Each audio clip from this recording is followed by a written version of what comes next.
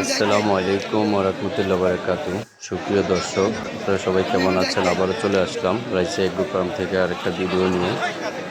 অবশ্য আমার ভিডিওগুলো যদি আপনাদের ভালো লেগে থাকে, লাইক, কমেন্ট, শেয়ার করবেন। আপনাদের কাছে একটা অনুরোধ, আজকে আমি গিয়েছিলাম চণ্ডীমুড়া বাজার গরু কেনার জন্য। আমার খামারটা তো একদম খালি হয়ে গেছে, গরু কেনার জন্য গিয়েছিলাম। অবশ্য অনেক গরু উঠেছে।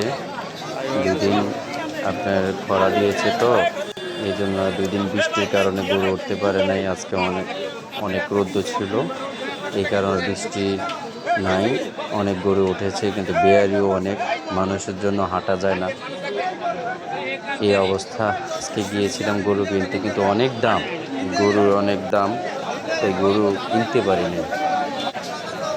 দেখি গরুগুলো কেনা যায় কিনা। আমার আশা আছে আমি বাছুর সহ গাই কিনবো।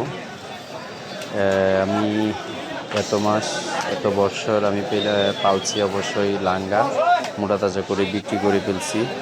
এখন তো আর এটা করব না, এখন করব যে আমি দেড়শো গাই কিনবো।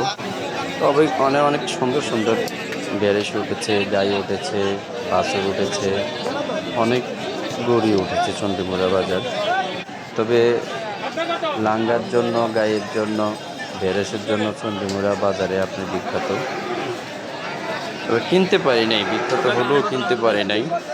এই যে এই গরুগুলা যে যে বৃষ্টির কারণে 5,000 কম ছিল, আজকে বৃষ্টি হয় নাই, রৌদ্র ছিল, আর দ্বিগুণ 5,000 বেড়ে গেছে গরুর দাম অনেক বেশি, এই কারণে গরু কিনতে পারি নাই। অবশ্য আপনারা আমার পাশে থাকবেন, যদি কিনতে পারি তাহলে আপনি ভিডিওর মাধ্যমে আপনাদের জানাবো। আমার ভিডিওগুলো যদি আপনাদেরকে ভালো লেগে থাকে, আপনাদের কাছে একটাই অনুরোধ, আপনার ভিডিওটা সাবস্ক্রাইব করবেন, লাইক, কমেন্ট, শেয়ার করবেন। ইনশাআল্লাহ। আসসালামু আলাইকুম।